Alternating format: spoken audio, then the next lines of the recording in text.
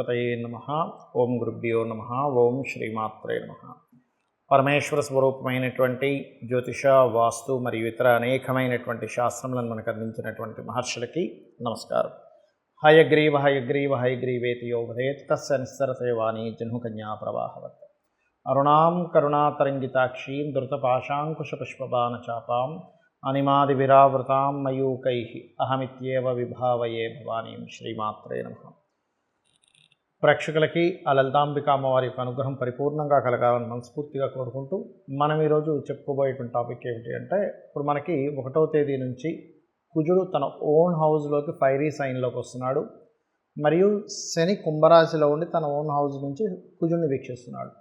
కాబట్టి mundane astrology అంటే మైథుని జ్యోతిష్యం పరంగా చూసుకుంటే ఈ కుజశనులు ఓన్ హౌజెస్లో ఉంటూ పరస్పర వీక్షణ అనేటువంటిది ప్రపంచవ్యాప్తంగా దేశవ్యాప్తంగా కొన్ని మార్పులను ఇస్తున్నప్పటికీ ఇది ద్వాదశ లగ్నాల వారికి లేదా ద్వాదశ రాసుల వారికి ఎటువంటి ప్రభావం చూపించబోతుంది అనేటువంటి విషయం మనం ఒక్కొక్క లగ్నరీత్యా తెలుసుకుందాము. లగ్నం తెలియనటువంటి వారు రాశిరీత్యా కూడా చూసుకోవచ్చు. అయితే ఇందులో ఇది ఎప్పుడు బ్యాడ్ ఇస్తుందా, ఇందులో ఏదైనా కొంత గుడ్ కాంబినేషన్ కూడా ఉందా, ఎటువంటి పరిహార మార్గాలు చేసుకోవాలి అనేటువంటి విషయానికి మనం తెలుసుకుందాం. మకర లగ్నము, మకర రాశి. మకరం వారి కనుక చూసుకున్నట్లయితే పర్టికులర్గా ఇక్కడ కలిగేటువంటి ఫలితాల్లో మీకు మీ ధనస్థానంలో శని భగవానుడు చతుర్థంలో కుజుడున్నాడు. ఇది కొంతవరకు వాహన సంబంధమైనటువంటి విషయాల్లో యోగాన్ని ఇస్తుంది. అయితే కొత్త వాహనాలు, కొత్త గృహాలు కొనుగోవడానికి యోగం ఇస్తుంది. ఎట్ ఏ సేమ్ టైం వాహనం సరిగ్గా నడపకపోయినా, రద్దీ ప్రదేశాల్లో చూసుకోకుండా రోడ్డు దాటినా కొంత ప్రమాదాన్ని కలిగిస్తుంది. కాబట్టి ఈ విషయాల్లో చాలా జాగ్రత్తగా ఉండండి. అయితే ఈ రెండులో ఉండేటువంటి శని వ్యాపారాల్లో లాభాలను ఇస్తుంది, అందులో ఎటువంటి సందేహం లేదు. వ్యాపారపరంగా ఖచ్చితమైనటువంటి గ్రోత్ని ఇచ్చి తీరుతుంది. ఇందులో ఎటువంటి సంశయం అవసరం లేదు.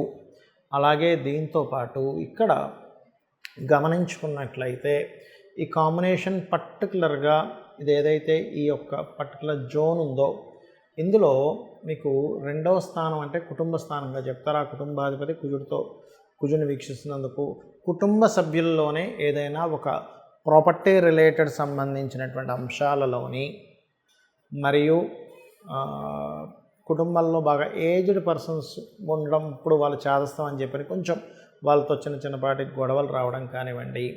అదేవిధంగా కొన్ని ఫ్యాక్టరీస్ అది నిర్మాణం చేసేటువంటి విషయాల్లో కొంత అగ్రెసివ్గా కొన్ని పనులు ముందుకు జరుగుతాయి.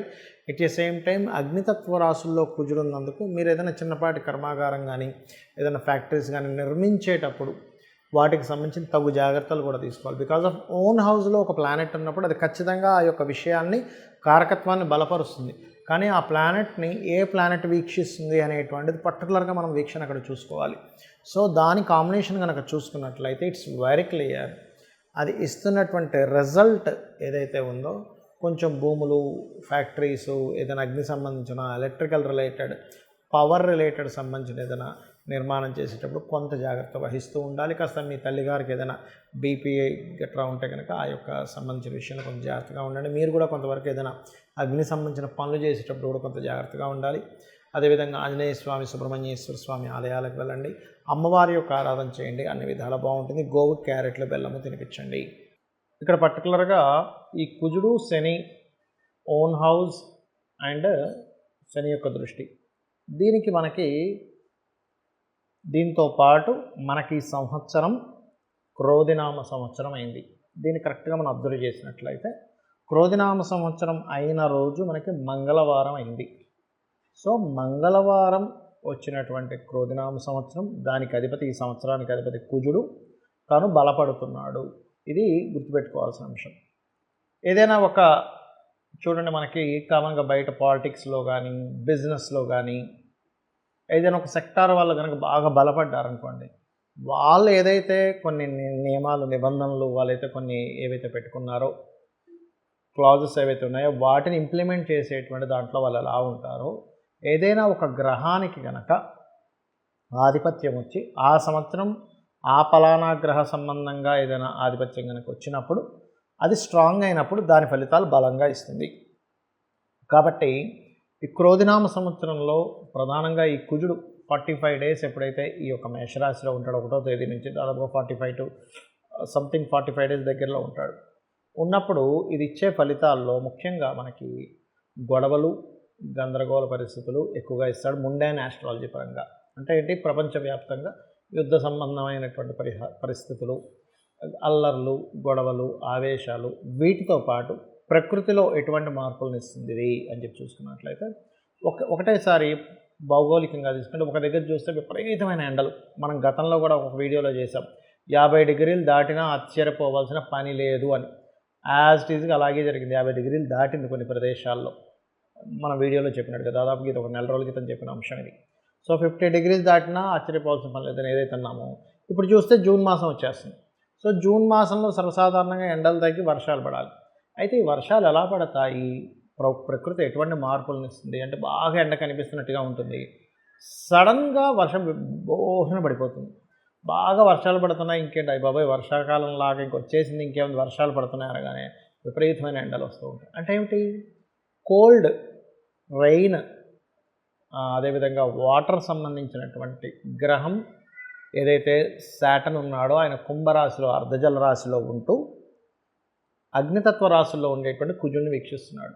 సో ఇదేమిటి, ప్రకృతిని శాసిస్తూ ఉంటాయి గ్రహాలు, ప్రకృతిని మారుస్తూ ఉంటాయి, ప్రకృతి పరంగా అనేకమైనటువంటి విషయాలను చెప్తూ ఉంటాయి. అందుకే చూడండి, కృత్తికా నక్షత్రం మీదకి రవి వచ్చినప్పుడు కర్తరి అంటారు, రోహిణి కార్తీ అంటారు. కృత్తికా అంటే ఏంటి, అగ్నితత్వ గ్రహ రాశుల మీద, అగ్నితత్వ నక్షత్రాల మీదకి గ్రహాలు సంచరించేటప్పుడు ఆ ప్రభావం ఉంటుంది. సూర్యుడి యొక్క, భానుడి యొక్క ప్రభావం ఎలా ఉంటుందో ఈ గ్రహాలు కూడా ఓన్ హౌజెస్లో ఉన్నప్పుడు ఇటువంటి పరిస్థితులు వస్తూ ఉంటాయి.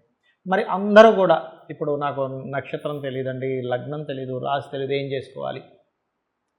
ఇదేంటంటే యూనివర్సల్గా ఇచ్చేటువంటి ఒక అగ్ని ప్రమాదాలు కానివ్వండి, లేకపోతే విపరీతమైన ఎండలు కానివ్వండి, విపరీతమైన వానలు కానివ్వండి, దేశానికి మధ్యన ఏదో తెలియని ఒక చిన్న ఘర్షణ వాతావరణం కానివ్వండి, పోలీసు, మిలిటరీ ఇట్లాంటి వాళ్ళ మీద ప్రెజర్ ఉండడం కానివ్వండి, ఇటువంటివన్నీ ఒక ఎత్తు. అయితే అందరూ అంటున్నారు పంచగ్రహ కూటం వల్ల ఏదో విపత్తు వస్తుంది. పంచగ్రహ కూటం వల్ల ఇటువంటి విపత్తు రాదు, గుర్తుపెట్టుకోండి.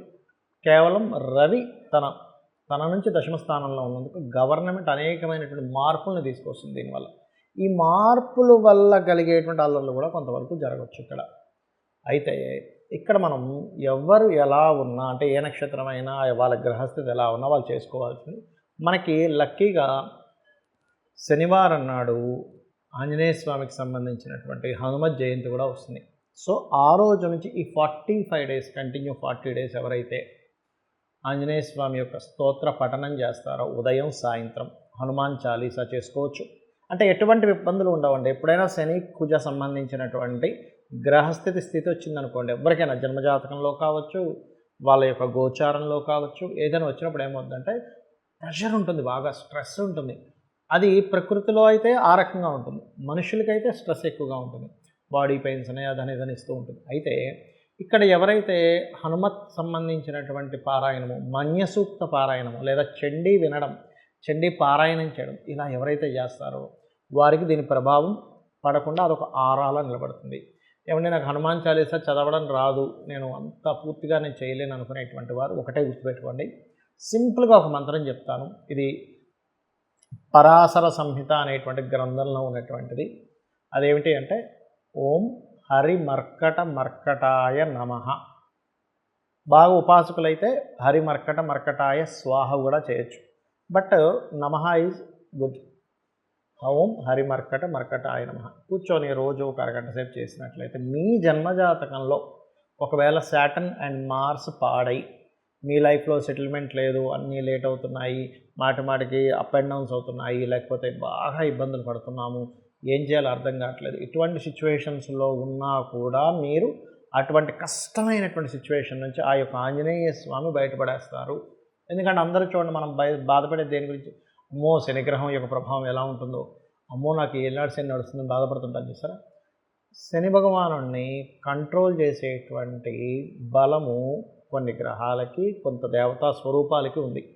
ఎవరెవరు అంటే 1 ఆంజనేయ స్వామి, 2 సుబ్రహ్మణ్యేశ్వర స్వామి, 3 గణపతి, 4 నరసింహస్వామి యొక్క ఆరాధన. ఇలా శక్తి దేవత చండీకి కూడా ఉంటుంది. అంటే ఏమిటి, ఎనర్జీ అనమాట. అంటే ఒక చల్లగా ఉంది ఒక ఎనర్జీ, ఆ చల్లదనాన్ని పోగొట్టుకోవాలంటే వేడి ఎనర్జీ కావాలి మనకి. అంటే బాగా చలేస్తుందండి, అప్పుడు మనం ఏం చేస్తాం, ఒక ఫైర్ పెట్టుకుంటే దగ్గరికి వెళ్ళగానే చలిపోతుంది, కానీ చలిని పోకు అంటే పోదు. సో యాజ్ ఇట్ ఈజ్ మనం దీన్ని కనుక పాటించగలిగితే అద్భుతాలు మనం చూడడం జరుగుతుంది. కాబట్టి ఇది చేయండి. ఎటువంటి క్లిష్టమైన పరిస్థితుల నుంచి అయినా మీరు బయటపడడం జరుగుతుంది. కాకపోతే కొంచెం ఈ కుజశనుల వీక్షణ ఉంది కాబట్టి కొద్దిగా ఈ అల్లర్లు ఎక్కువగా జరుగుతాయని, లేకపోతే గతంలో ఎప్పుడైనా చూడండి ఈ బాంబ్ బ్లాస్ట్ ఇట్లాంటి ఏదైనా పరిస్థితులు ఉన్నాయని ఏమాత్రం అనుమానం అనిపించినా వాటి జోలికి వెళ్ళకండి. శ్రీమాత్రే నమః.